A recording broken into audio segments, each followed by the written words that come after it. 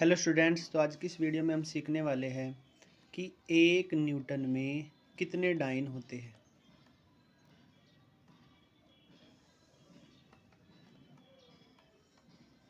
ठीक है, 1 न्यूटन में कितने डाइन होते हैं। न्यूटन बल का मात्रक होता है और डाइन भी बल का मात्रक होता है। ये एमकेएस सिस्टम का यूनिट है और ये सीजीएस सिस्टम का यूनिट है। हमने एक फॉर्मूला पढ़ा था, जब हम डायमेंशन पढ़ते हैं तो N1U1 बराबर N2U2। N1 की वैल्यू क्या है यहाँ पर 1, ये वाली। U1 कितना है न्यूटन। न्यूटन की जो डायमेंशन होगी वो क्या होगी, जो फोर्स की डायमेंशन होगी वही न्यूटन, क्योंकि मात्रक तो बल का ही है, यानी M1 L1 T1 -2।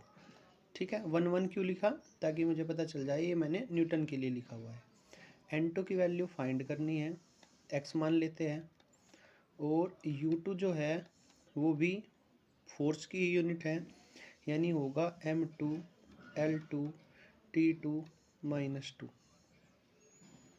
चलो ये वैल्यू यहाँ पर पुट कर लेते हैं, यानी N1 की जगह पर 1, U1 की जगह पर M1 L1 T1 -2, N2 की जगह पर हमने लिख लिया x, U2 की जगह पर हमने लिख लिया M2 L2 T2 -2। ये सारा का सारा इधर डिवाइड में चला जाएगा, यानी x इक्वल टू हो जाएगा M1 upon M2 L1 upon L2 T1 upon T2, दोनों की पावर -2 है तो मैंने यहाँ पर लिख लिया एक साथ में। अब M1 क्या है, न्यूटन के लिए लिखा हुआ है जो एमकेएस सिस्टम का है, तो मास को हम यहाँ पर केजी में नापेंगे द्रव्यमान को, और सीजीएस सिस्टम में ग्राम में नापते हैं, तो केजी अपॉन ग्राम। इसी तरह लेंथ को यहाँ पर मीटर में नापते हैं, यहाँ पर सेंटीमीटर में, तो मीटर अपॉन सेंटीमीटर।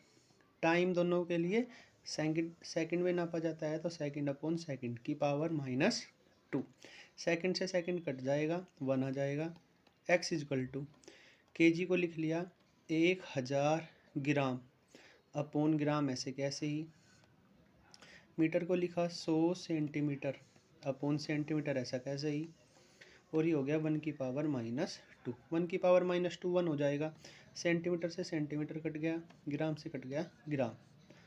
क्या आएगा, x इक्वल टू यहाँ पर बचा 1000 मल्टीप्लाई, यहाँ पर बचा 100 और 1 की पावर -2 1, यानी x इक्वल टू आ जाएगा 1,00,000, जिसे हम लिख सकते हैं 10⁵। अपनी वैल्यू अगर हम वहाँ पर पुट करें, यानी हम लिख सकते हैं कि 1 न्यूटन इक्वल टू 10⁵ डाइन। इसी तरह अब एक क्वेश्चन आपको करना है कि 1 डाइन में कितने न्यूटन होते हैं।